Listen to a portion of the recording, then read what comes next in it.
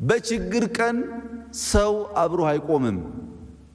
እንኳን ሰው የራስህ ጥላ ጨለማ ሲሆን ይከዳል።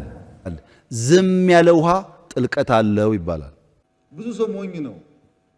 ሌባ ያየ እንዳላየ ያለፈ ጠቅላይ ሚኒስትሩን ያደርጋል ይላል። እሱ ያየውን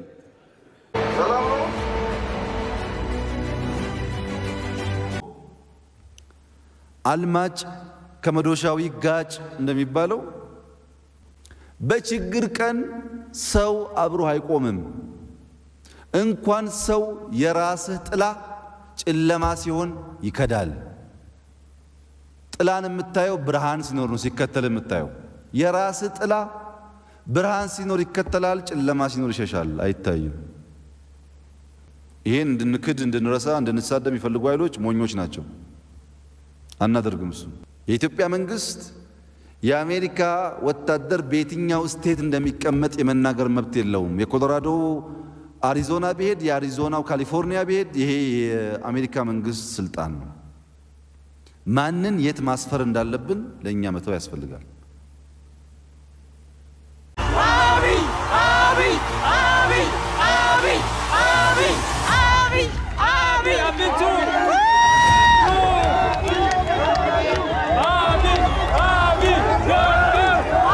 የሆነ ሰው ቅሞ ጽፎታል። እናንተም ከፌስቡክ ሰምታችኋል።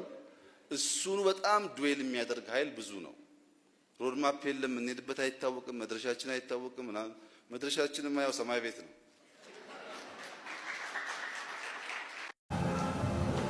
ብዙ ችግር አለ፣ ብዙ ፕሮብለም አለ። ለሁሉም መፍትሄ ፍቅር ነው። ፍቅር ካለ ቪዥን ያድጋል።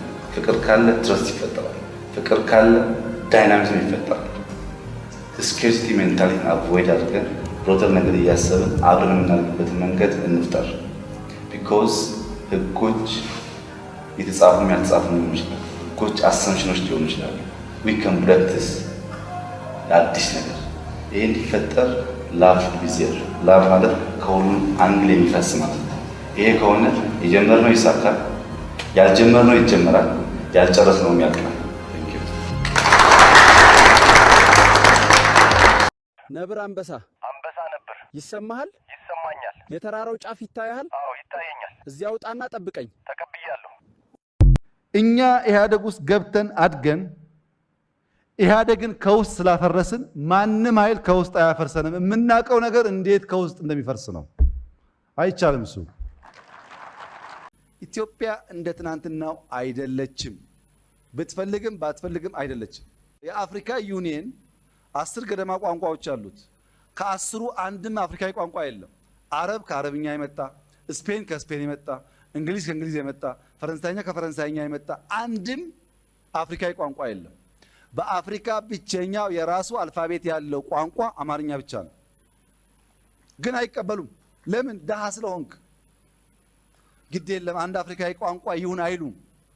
ብልጽግና ሲመጣ ግን ታያለህ። አንተ እያየ ይሆናል። ይሁል ሲት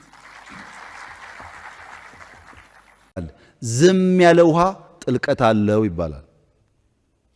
ስክን ማለታችን የማድረግ አቅማችን የሚያሳይ እንጂ መድከማችን አያሳይም። አንዳንዱን ቸል ብሎ ማለፍ ያስፈልጋል፣ መስከን ያስፈልጋል። ከንቲባ ጋር ሀብታም መጣ ደሃም መጣ ችግር ብቻ የሚያመጣለት መፍትሄ ይዞ የመጣ ሰው የለም። እዚያ ውስጥ ቆሞ እንዴት ነው መፍትሄ የሚያፈልቀው ነው። ከንቲቦች እንዴት መፍትሄ ያፈልቃሉ?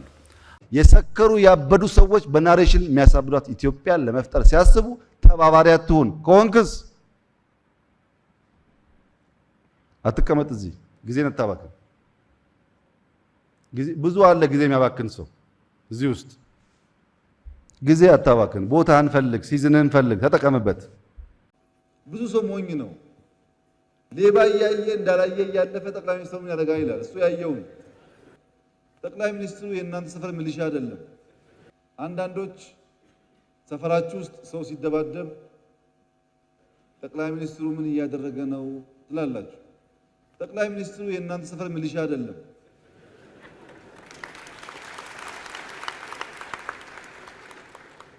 ጠቅላይ ሚኒስትሩ የተሰጠው ስልጣን አለ፣ የተሰጠው ስራ አለ። የተሰጠውን ስራ ጠንቅቆ ነው የሚሰራው፣ ያውቀዋል። የሰፈራችሁን ሰላም መጠበቅ የእናንተ ጉዳይ ነው። ብዙ ሰው ሞኝ ነው። ሌባ እያየ እንዳላየ እያለፈ ጠቅላይ ሚኒስትሩ ምን ያደርጋል ይላል። እሱ ያየውን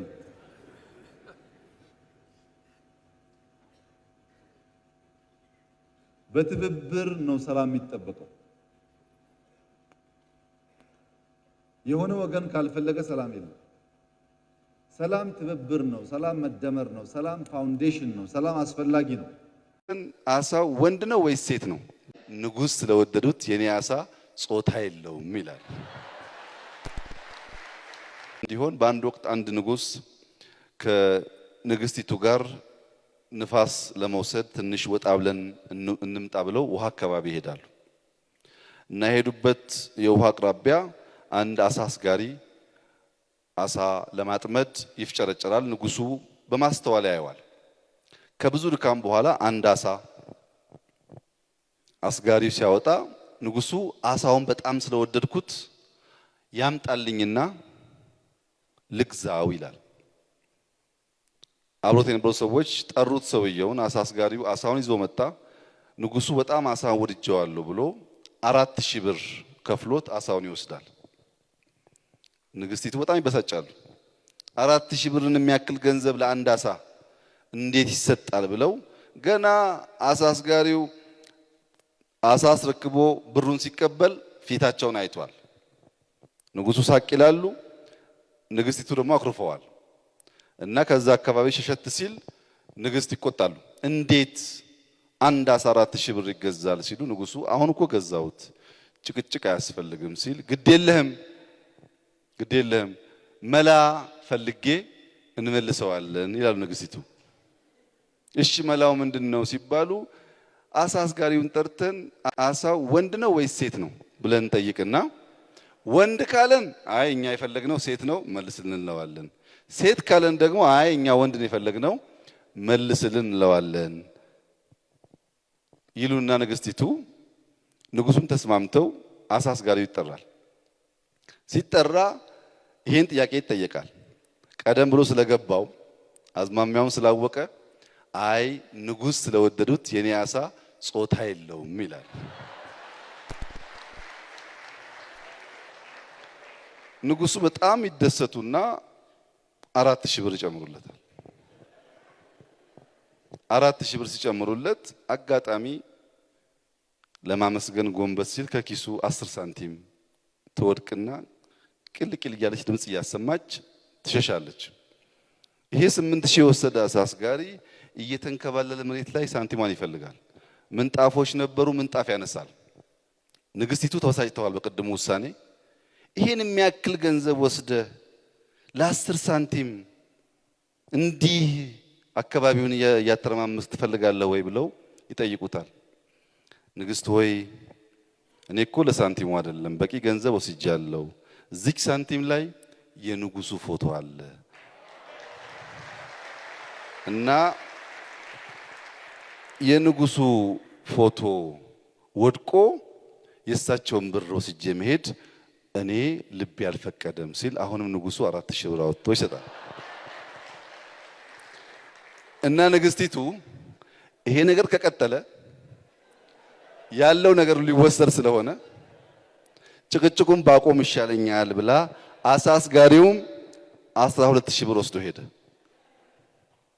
የዚህ ስቶሪ ፍሬ ነገር ምን ያላችሁ እንደሆነ ኢትዮጵያ እኔ እናንተ አሳ አስጋሪ ነን።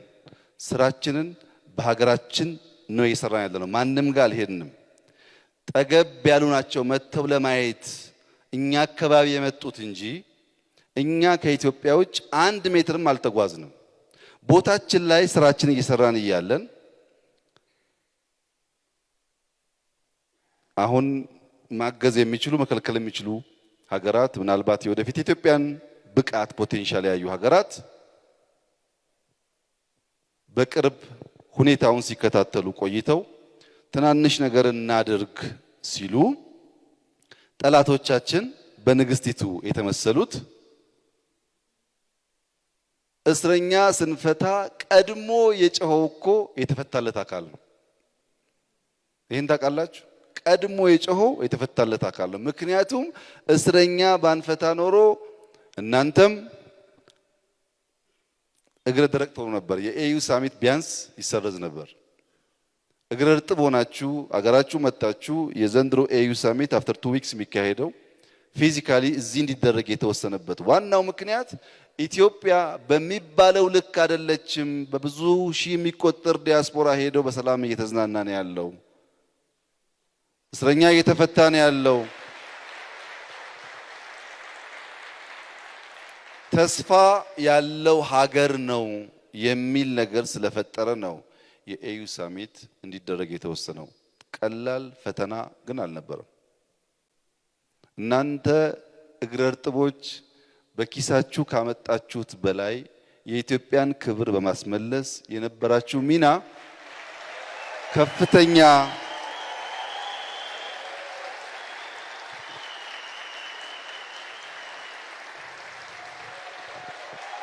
ከፍተኛ ስለሆነ አመሰግናለሁ።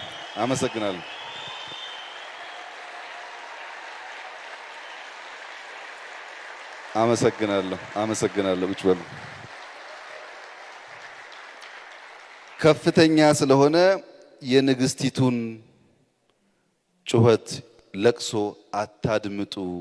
እኛ አሳስጋሪዎች በእያንዳንዷ ውሳኔ ስሙኒ የማያተርፍ ከሆነ አናደርግም። ለትርፍ ነው የምንሰራው።